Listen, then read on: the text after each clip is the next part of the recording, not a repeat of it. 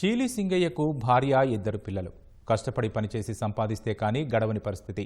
అలాంటి కుటుంబానికి జగన్ ర్యాలీ రూపంలో అనుకోని ఉపద్రవం వచ్చి పడింది.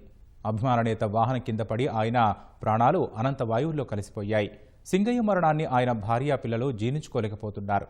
పిల్లల చదువుల మాట అటుంచి ఇకపై ఇల్లు ఎలా గడుస్తుందనే ఆలోచన సింగయ్య భార్యను కలచివేస్తోంది.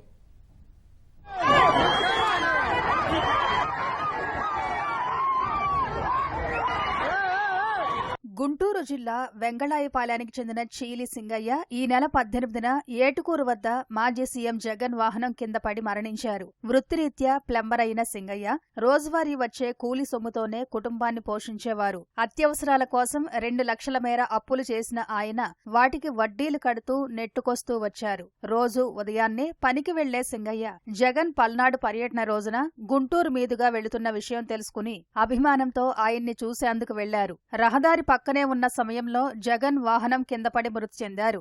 మాదిగ సామాజిక వర్గానికి చెందిన సింగయ్య కుటుంబం వెంగళాయపాలెంలోని ఎస్సీ కాలనీలో ప్రభుత్వం ఇచ్చిన స్థలంలో చిన్న ఇల్లు కట్టుకుని జీవిస్తోంది. 10వ తరగతి వరకు చదువుకున్న సింగయ్య కుమారులిద్దరినీ బాగా చదివించాలని ఆకాంక్షించారు. పెద్ద కుమారుడు బీఎస్సీ నర్సింగ్ చివరి సంవత్సరం చదువుతున్నారు. ఏడాదికి 40,000 కళాశాల ఫీజు, నర్సరావుపేటకు రాకపోకలు అయ్యే ఖర్చులు భారమైన కష్టపడి చదివించేవారు. చిన్న కుమారుడు 2వ తరగతి చదువుతున్నాడు. పిల్లల్ని ప్రయోజకులను చెయ్యాలన్న లక్ష్యంతో సింగయ్య కొంత అప్పు చేసి పిల్లలను చదివిస్తూ వచ్చారు. సింగయ్య మృతితో పిల్లల చదువులు ప్రశ్నార్థకంగా మారాయని ఆయన భార్య మేరీ ఆవేదన వ్యక్తం చేస్తున్నారు. నాకు 2 పిల్లలు.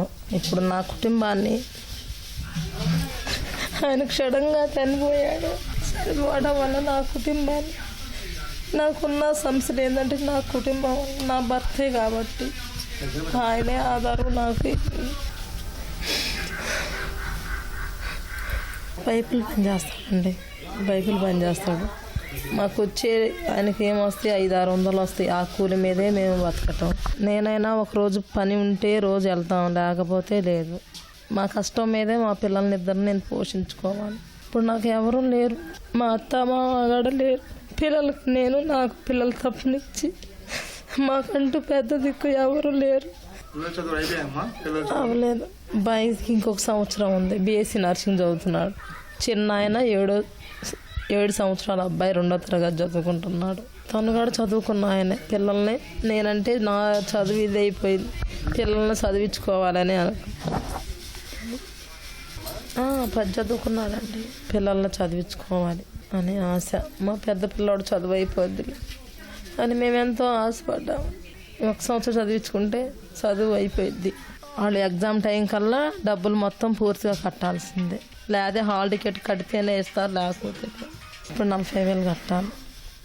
సింగయ్య మృతితో ఆయన కుటుంబం పెద్ద దిక్కు కోల్పోయింది. గతంలో వ్యవసాయ కూలి పనులకు వెళ్లే సింగయ్య భార్య ఇప్పుడు అనారోగ్యం కారణంగా ఎక్కడికి వెళ్లలేని స్థితిలో ఉన్నారు. అప్పులు తిరిగి చెల్లించడంతో పాటు చదువులకు ఫీజుల డబ్బులు ఎక్కడి నుంచి తేవాలో తెలియక సింగయ్య కుటుంబం దిక్కు తోచని స్థితిలో పడింది. జగన్ ర్యాలీలో జరిగిన ప్రమాదం, వైసీపీ నేతల నిర్లక్ష్యం ఆ కుటుంబాన్ని మరిన్ని కష్టాల్లోకి నెట్టింది.